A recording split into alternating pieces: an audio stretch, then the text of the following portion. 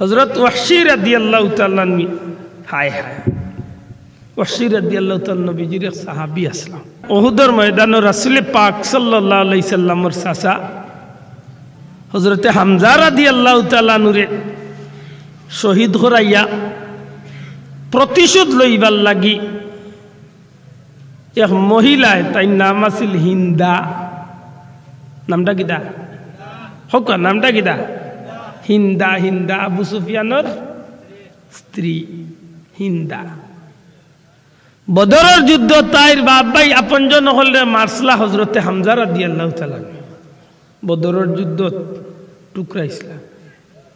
তখন হিন্দার গুলাম আছিল হযরত ওয়াহশী হিন্দার গুলাম আছিল হযরত ওয়াহশী তখন হিন্দা উঠিয়া কইছে এ ওয়াহশী এই বন্দী জীবন বা গুলামী জীবন তো যদি নিস্তার পাইতে চাও তোমার এক সুযোগ আছে এই সুযোগ কিতা বলে তুমি তো খুব বেশি সুলফি উড়াইতে পারো বর্ষা উড়াইতে পারো তোমার খুব বেশি পারদর্শী তুমি বর্ষা উড়াতে সুলফি চিনেন তো জাটা না সুলফি যদি তুমি উহুদের যুদ্ধত মুহাম্মদুর রাসূলুল্লাহর চাচারে যদি হামজারে যদি তুমি হত্যা করতে পারো তাহলে তোমার ওই শর্তে আমি মুক্ত করিয়ে দিলে হচ্ছে কিতা আশ্চর্য হয়েছে আমি বিষয়টা পড়িয়া একজন মহিলা নাচ বা নাচওয়াল একজন মহিলা নাচ করে এমন একজন মহিলার মাথার মাঝে খাসর একটা রিং বান্ধিয়া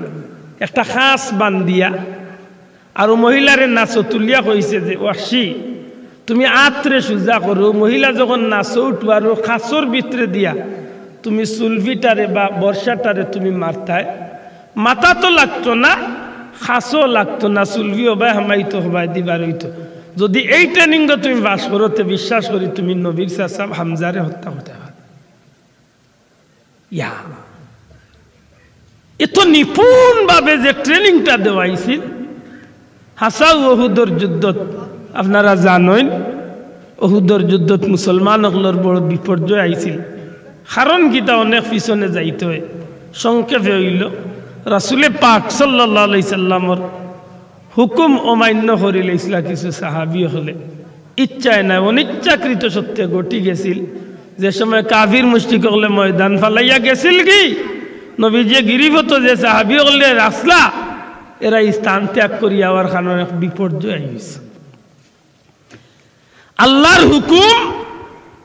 ওয়াহশী কিন্তু তার টার্গেট লইয়া তাইন উহুদের ময়দানও নবীর চাচা হযরত হামজারে তাইন গিয়া বহুত কৌশল করিয়া কিন্তু তাইন সুলফি মারছেন ঠিক নাবির নিচে দিয়া সুলফি হামাইছে হযরতে হামজা রাদিয়াল্লাহু তাআলা সাইয়্যিদুশ শুহাদা হযরত হামজা রাদিয়াল্লাহু তাআলা শহীদ হয়ে গেছে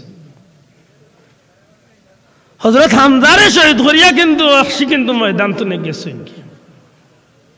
ইবাদি ময়দানের ভিতরে বিপর্যয় লামিয়ে আইছিল রাসূলে পাক সাল্লাল্লাহু আলাইহি ওয়াসাল্লাম উহুদের ময়দান এই কঠিন অবস্থার মাঝে নবীজি উহুদের পাহাড় আশ্রয় নিছেন সাইয়েদনা আবু বকর সিদ্দিক রাদিয়াল্লাহু তাআলা আনহু সহ কয়েকজন সাহাবী নবীজিরে খুব চেষ্টা করছেন কাফির হকলর হামলা তনে বাঁচানির আখের গিয়া নবীজির মাথা মুবারকের উপরে যে হেমলেট আছিল টুফি বেদ ধরিয়া আল্লাহ রসুলের মাথার মাঝে একটা লোহার কোড়া ঢুকছিল নবীজির দান্দান মুবারক শহীদ হয়েছিল ময়দান শেষ হয়ে গেছে মুসলমান হলে বিজয় লাভ করছেন কিন্তু বহুত ক্ষতি হয়ে গেছে এর ভিতরে দিয়া হিন্দায় কিন্তু আইয়া নবীজির চাচার সিনা মুবারক ফারিয়া খলজা বার করিয়া খাসা খলজা চিবাইয়া খাই গেছে তাইর একটা প্রতিজ্ঞা আছিল যে আমি হামজার মোহাম্মদর চাচা হামজার খলজা বার করিয়া আমি খাসা চিবাইয়া খাই আমার বাব্বাই প্রতিশোধ আমি লই দু জাহানোর বাদশাহ নবী কামলিওয়ালা উহুদের ময়দানের পরিস্থিতি দেখতে গিয়া নবী করিম সাল্লাল্লাহু আলাইহি সাল্লামের কাছে খবর আইয়া রাসূলুল্লাহ আপনার চাচা হামজারে শহীদ করা হয়ে গেছে নবীজি ফরমাইন আমার চাচার কাছে লইয়া যাও আল্লাহর হাবিব যখন হযরতে হামজা রাদিয়াল্লাহু তাআলা নূর কিনারাত যান গিয়া নবী যে সাইয়া দেখেন হযরতে হামজার বুক ফারিয়া কলজা বার করিয়া খাওয়া হয়ে গেছে। আমার নবীজি বড় কষ্ট পাইন। ওই সময় আল্লাহর হাবিব সাল্লাল্লাহু আলাইহি সাল্লামের ডাক দিয়া জিজ্ঞেন রে আমার সাহাবী হল আমার চাচারে খে শহীদ করছে, আমার চাচারে খে মারছে। সাহাবী হকলে কইল ইয়া রাসূলুল্লাহ হিন্দার খরিদা গোলাম ওয়াহশী আপনার চাচারে বর্ষা মারিয়া এই জমিন তো নিবিদা করছে। নবীজি প্রকাশ্য ঘোষণা করিয়া দিলেন ওয়াহশীর বিরুদ্ধে। নবীজি ঘোষণা করেন ওয়াহশীরে যেন ভাইবাই কোনো কথা নাই, ওয়াহশীরে কতল করিলেইবাই। আল্লাহর হাবিবর চাচা হযরতে হামজা রাদিয়াল্লাহু তাআলা নূর মুহাব্বতে নবীজি যখন এমন ঘোষণা করিলেন, নবীজির সাহাবী হলে এই ঘোষণা উনার সাথে সাথে আল্লাহর হাবিবর খতারে পালন করার লাগি দেওয়া না। ইবাদি ওয়াহশীর খান পর্যন্ত গিয়া পৌঁছি যায় যে রহমতুল্লিল আলামিনে ঘোষণা করিলাইছেন যেন ভাবইব তান্ডে হত্যা করই যাইব। ওয়াহশী যখন এই খবরটা হিন্দারে পৌঁছাইয়া দিয়া তাই মুক্ত জীবন পাইলাম, তাই হিন্দার গুলামি তলে আজাদ হইয়া যখন তাই খবরটা লইয়া তখন হরিয়া যান কি কিতাব লেখন যে গুমখানি হারাম হয়ে যায়, মনের মাঝে একটা চিন্তা ইয়ে যে হায় রে হায় আমার আইজ খাই লোক মুহাম্মদর সঙ্গী হলে যেন ভাইবা আমারে শেষ করিলাইবা। শেষ মেশ হযরত ওয়াহশী রাদিয়াল্লাহু তাআলা মনে মনে সিদ্ধান্ত নেন কি না আমি আর ইলা লুকাইয়া থাকতাম না। বালা বালা কোন সাহাবী হল রে দরিয়া নবীর কাছে প্রস্তাব পাঠাই মুজে ইয়া রাসূলুল্লাহ আপনার জানর দুশমন আপনার চাচার হত্যাকারী হযরতে হামজার হত্যাকারী ওয়াহশী যদি আইয়া কোন সময় মাফ চাইলেন আপনি নবী তাহলে মাফ করে দিবানি। কিন্তু এই কথা খান যে সাহাবীর কাছে গিয়া কইন বাইরে আমার পক্ষে সুপারিশ করো, ও সাহাবীও কইন না ভাই আমি পারতাম না কারণ নবীজি খুব রাগ করছেন। শেষ মেশ হযরতে সাইয়্যিদুনা আবু বকর সিদ্দিক রাদিয়াল্লাহু তাআলা নূরে কইয়া যখন ব্যর্থ হয়ে যায় নিজে নিজে সিদ্ধান্ত নেন কি আল্লাহ যেখান ভালো রাখছে যদি মউত হয়ে যায় তো হয়ে যাইব। নিজের চেহারারে পরিবর্তন করার উদ্দেশ্যে আল্লাহর বন্দায় নিজের মুখরে ডাকিয়া মুখের উপরে এখন নেকাব লাগাইয়া বা মুখরে আন্দার করিয়া আল্লাহর হাবিবের দরবার হইয়া আল্লাহর হাবিবের খিদমত হইয়া আরজ করিয়া কইন ইয়া রাসূলুল্লাহ আপনার চিরশত্রু হযরতে হামজার হত্যাকারী ওয়াহশী যদি আল্লাহর হাবিবরা তো ইয়া মাফ চাইয়া ইসলাম কবুল করিলেন। নবী গো জানতাম চাই আর ওয়াহশীর মতো অপরাধীরে কি মাফ করিয়া দেওয়া যাইবনি। রহমতুল্লিল আলামিনে ডাক দিয়া কইল ওয়াহশী আর তোমারে তুমি লুকাইয়া রাখিও না, আমি বুঝি আর তুমি আইছো যেহেতু কলমার ভিতরে তুমি আশ্রয় লইলি তাই নিয়ত করিলাইছো এই খাতিরে আল্লাহর খাতিরে দিনের খাতিরে আমি তোমারে মাফ করিয়া দিলাইলাম। ও নবীজিরা তো কলমা পড়িয়া তাই মুসলমান হইছে। রহমতে আলম সাল্লাল্লাহু আলাইহি সাল্লামের দরবারে রিসালাত বই, কিন্তু আমার আল্লাহ বিজি যে সময় সাহাবী হলর বাদী চাইল আর হযরতে ওয়াহশীর চেহারার বাদী যেমনে আমার নবীজির চোখ মুবারক যায় আল্লাহর হাবিবর মনে হই যায় চাচার কথা। একদিন আমার নবীজি ডাক দিয়া কইন ওয়াহশী তুমি কলমা পড়ি লাইছো তোমার উপরে কোনো দুঃখ নাই, তবে তোমারে দেখলেই আমার চাচার কথা মনে পড়ি যায়। ওয়াহশীরে আমি তোমারে কই আর কোনোদিন তুমি আমার চক্ষুর সামনে পড়িও না, আমার চক্ষু তো একটু আড়ালে থাকিও। হযরতে ওয়াহশীর ভিতরে ওরা আগুন দাউ দাউ করে জ্বলি যায়। এই দিন চলে নিজের চেহারারে আল্লাহর হাবিবর চক্ষুর সামনে রাখইল না, মনে মনে চিন্তা করেন আল্লাহ নবীজির দিলের ভিতরে আমি যে কষ্ট দিয়েছি এই কষ্টরে আমি কিলা মোচন করতাম। আল্লাহর হাবিব দুনিয়ায় তো বিদায় নেওয়ার বাদে সাইয়্যিদুনা আবু বকর সিদ্দিক রাদিয়াল্লাহু তাআলা নূর জামানাত হযরতে আবু বকর সিদ্দিকের খেলাফত কালে ইসলামের সবচেয়ে বড় দুশমন বন্ড নবী মুসাইলামাতুল কাজ্জাব বন্ড নবীর আবির্ভাব ঘটি যায়। নবী দাবি করিয়া বই যায় ওই সময় হযরতে ওয়াহশী রাদিয়াল্লাহু তাআলা আনহু মনে মনে কইলেন, আল্লাহ আমারে দয়া করি একটা সুযোগ দাও, যে কষ্ট আমি তোমার হাবিবর বলার ভিতরে লাগাইছি, আমি যেন অন্ততপক্ষে বন্ড নবী ঘুরে মারিয়া নবীজির মন খানরে আমি আমার উপরে খুশ করতাম পারি। আল্লাহর হুকুম এক পর্যায়ে হযরতে সাইয়েদনা আবু বকর রাদিয়াল্লাহু তাআলা আনহুর অর্ডারে বাদার নেতৃত্বে মুসাইলামাতুল কাজ্জাবর বিরুদ্ধে সাইয়েদনা আবু বকর সিদ্দিক রাদিয়াল্লাহু তাআলা আনহু হুকুম করিলেন যে বন্ড নবীর বিরুদ্ধে যুদ্ধ হইব। এই যুদ্ধের নাম কি? তা জঙ্গে ইয়ামামার যুদ্ধ। কোন যুদ্ধ? মৌলানা এই জঙ্গে ইয়ামামার যুদ্ধ হইল। আর ওই সময় হযরতে ওয়াহশী রাদিয়াল্লাহু তাআলা হো সুলফি হো বর্ষা একটা যে গুদি নবীজির সারে তাই শহীদ হয়েছে। এমন ভাবে দাঁড়ানি শুরু করেন, এমন ভাবে তাইল দাঁড়ানি শুরু করেন আর চকুর ভালি মুসইলার কইল, আল্লাহ তোমার হাবিবর মন আমি বড় কষ্ট দিছি, আল্লাহ তুমি আমারে তৌফিক দিও, এই বন্ড নবীরে যেন আমি হত্যা করিয়া নবীজির মন খানরে আমি খুশ করতাম পারি। আল্লাহর খাস মেহেরবানি হাসাও সেই যুদ্ধের ময়দানে গিয়ালে যখন বন্ড নবীর বিরুদ্ধে যুদ্ধ আরম্ভ হয়েছে, আলহামদুলিল্লাহ হযরত ওয়াহশী রাদিয়াল্লাহু তাআলা তাই তো আক্ত নেই সুলফি মারাত খুব পারদর্শী।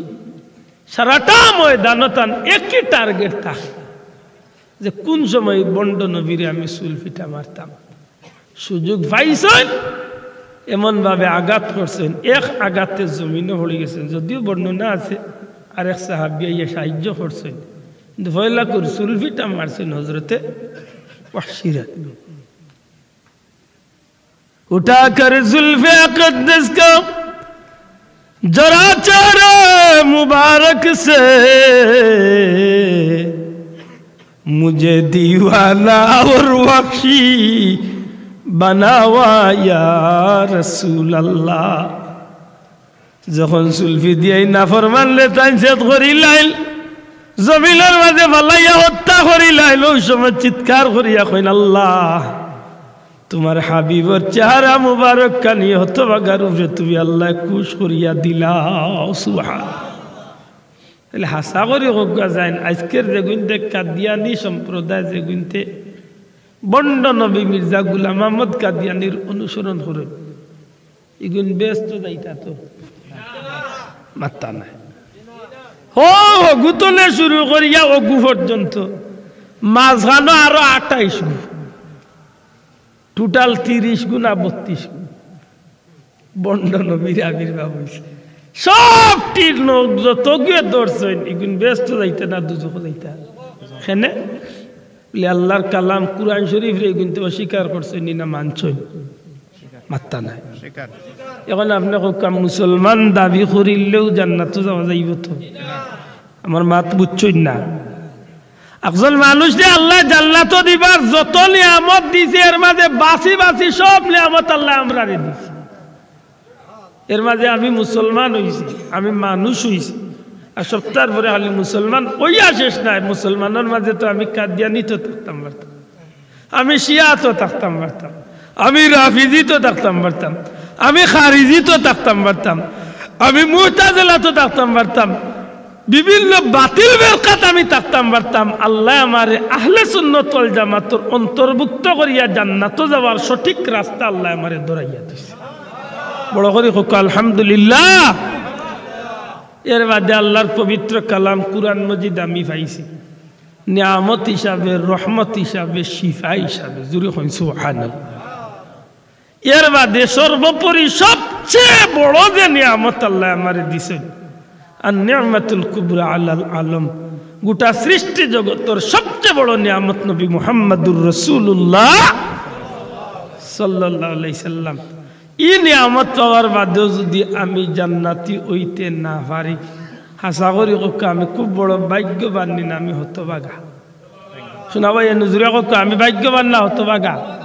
আমার লাগান দুর্ভাগা হতভাগা এই জমিন আর আসইনি লেতে কিতা করতাম কিতা বলে আল্লাহ আমারে সব দিক আগাইয়া দিলাইছে ও যে মুরব্বী হল আছে নেরা জিকা যারা আখালুকিত নৌকা দৌড়াইছেন নৌকা চালাইছেন ফালর জমানা আছিল বাতাসের অপেক্ষা করতা বাটিয়াল বাতাস যখন বালাইব বেশিক্ষণ যাইতা তখন খালি ভাল খান দরিয়া কইতা রে খাড়াল খান ঠিক রাখিস আল্লাহ দিলে সময় বেশি লাগতো না সিদাও মুরব্বী বাবাজি বলা নাইনি আল্লাহ আমরা মানব কুলের জন্ম দিছে আল্লাহ আমারে নবীর উম্মত বানাইছে আল্লাহ আমারে রহমতুল্লিল আলামিনের উম্মতর মাঝে আহলে সুন্নাত ওয়াল জামাতর অন্তর্ভুক্ত করছে আল্লাহ আমারে কুরআন কিতাব দিছে আল্লাহ নবী কামলিওয়ালার মতো শ্রেষ্ঠ নবী দিছে এখন অতটা বাবার বাদে আমরার খাম হইল কোন রকম খালি হালাল খান দরিয়া দুনিয়াইতে নে চলতাম আর আল্লাহর জান্নাত আমরা যাইতাম সুবহানাল্লাহ কোন রকম খালি হালাল খান দরিয়া চলতাম আল্লাহর জান্নাত যাইতাম ফকির হইল আমার লাগি জান্নাত যাওয়া সুজা বাদশাহ হইল আমার লাগি জান্নাত যাওয়া সুজা যদি আমার ঠিক খাড়াল খান যদি ঠিক মতো দরিয়া রাখতাম পারি কারণ আমি আর হজরতে বেলালর মতো নাই আমি আর হজরতে আব্দুল্লাহর মতো নাই কারণ এরা দিন হামাইতে গিয়া যত তুফান খেলছেন ইটা তুফানে আমারে পাইছে মাত্তা নাই কোনো তুফানে পাইছে নি আমার লাগে বহুত কাম আগুয়াইছে না আগুয়াইছে সুতরাং ই কথা খান মনোয়া নিয়া আমরা লাগি একটা জিনিস খেয়াল করার দরকার আমার খান্দাতে বেঈমানে যেখান করে আমার খান্দাতে কাফিরে যেখান করে আমার খান্দাতে নাফরমানে যেখান করে আমি মুসলমানের লাগি ইকান করা উচিত হইবনি শোনা ভাই নজরে কা উচিত হইবনি একবার বিবেক রে জিকাইন জানো বিবেক এটা গাছে দুনিয়াতে আল্লাহর নাম লয় এটা মাছে আল্লাহর নাম লয় এটা ফাঁকি আল্লাহর নাম লয় একটা কীট পতঙ্গ আল্লাহর নাম লয় জেলা আল্লাহ কইয়াইছেন ওলা তার জীবন চালার এমন কি মারাজাল বাহরাইনি ইয়ালতাকিয়ানি বাইনাহুমা বারযাখুল লা ইয়াবগিয়ান আল্লাহ মরে ইয়াদ করাইয়া দিলা দেখো রে জগতের মানুষ দুইটা সমুদ্ররে আমি আল্লাহ দুইটা সমুদ্ররে আমি আল্লাহ দুইটা নদীরে আমি আল্লাহ দুইটা সমুদ্ররে আমি আল্লাহ একলগে চালাই এক সমুদ্রত মিষ্টি পানি একটাত লবণাক্ত পানি একটাত ময়লা পানি একটাত পরিষ্কার পানি এগু খাইবার জুকা পানি এগু মুখ লোয়ার মতো নাই পানি কিন্তু মাঝখানে কোনো দেওয়াল নাই মাঝখানে কোনো পলিথিনের বেড়া নাই মাঝখানে কোনো গ্লাস পেপার নাই কিচ্ছু নাই আমি আল্লাহ লক্ষ লক্ষ বছর আগে যেদিন আমি আল্লাহ এই নদী বা এই সমুদ্রে প্রবাহিত করছি ওই দিন তো না কইছি জার্জির কক্ষপথে জার্জির পথে জার্জি চলো মিষ্টি পানির ভিতরে তুমি লবণাক্ত পানি হামাইয়া তার মিষ্টি পানির স্বাদ নষ্ট করিও না তোমারে আমি আল্লাহ ই সুযোগ হুকুম দিছি না ময়লা পানি তুমি পরিষ্কার পানির ভিতরে হামাইয়া পরিষ্কার পানির মান নষ্ট করতে তোমার এই হুকুম আমি আল্লাহ দিছি না আল্লাহ ইয়াই ধরাইয়া দেন এ জগতের মানুষ লাখ লাখ বছর ধরে আমি একলগে দুইটা সমুদ্র চালাইছি দেখো আজ লক্ষ লক্ষ বছর ধরে আমি আল্লাহর হুকুম রে কিভাবে সমুদ্রে মানতে আসি আপনি বিশ্বাস করেন মানেন না মানে না আপনি আমার লগে চলক্কা খাইলকে আপনার আমি চোখ দিয়ে দেখাইয়া দেব বেশি দূরেই যাওয়া লাগতো না আপনি ও সামান্য চাঁদপুর যাক্কা যেখানোর ইলিশ আপনি 12 মাস খাইরা চাঁদপুর 3টা নদীর মোহনা এখান হয়েছে একটা হইল পদ্মা একটা হইল মেঘনা একটা হইল ডাকাতিয়া 3টা নদী অন্য গেলে মোহনাত গেলে আপনি ইলিশ দেখবা বাংলাদেশের সবচেয়ে প্রিয় ইলিশ পদ্মার ইলিশ এই পদ্মার ইলিশ যেন দৌড়া হয় একটু জায়গা ট্রলারে আপনি উজান গেলে দেখবা যে পদ্মার মেঘনা একই রাস্তা দিয়ে বহুত দূর তো আইছে আমি ছুটো দেখাইলাম যেগুলো আমার আয়ত্তর ভিতরে আছে আর নাইলে আজকে বিজ্ঞানী হলে আটলান্টিক মহাসাগরও বার হইলিছে এই আয়াতে করিমার বাস্তব রূপ জুড়ে হন সুবহানাল্লাহ অন্য গেলে আপনি দেখবা যে বহুত দূর তো 2টা নদী একলগে আইছে কিন্তু মিষ্টি পানি আর ময়লা পানি লবণাক্ত পানি আর ময়লা মিঠা পানি এক হয় না জেলা আল্লাহ অর্ডার দিয়েছেন মাঝখানে কিন্তু কোনো পলিথিনও নাই কোনো কাগজও নাই কোনো ওয়ালও নাই জেলা আল্লাহ কইছেন তারা রাস্তায় তারা মাত্তা না চলেননি না চলেন না ও আল্লাহ বাদেও কইন ফাবি আইয়ি আলা ই রাব্বিকুমা তুকাযিবান। ও আমার গোলাম হল, আমার দেওয়া কোন কোন নিয়ামতরে তোমরা অস্বীকার করবে?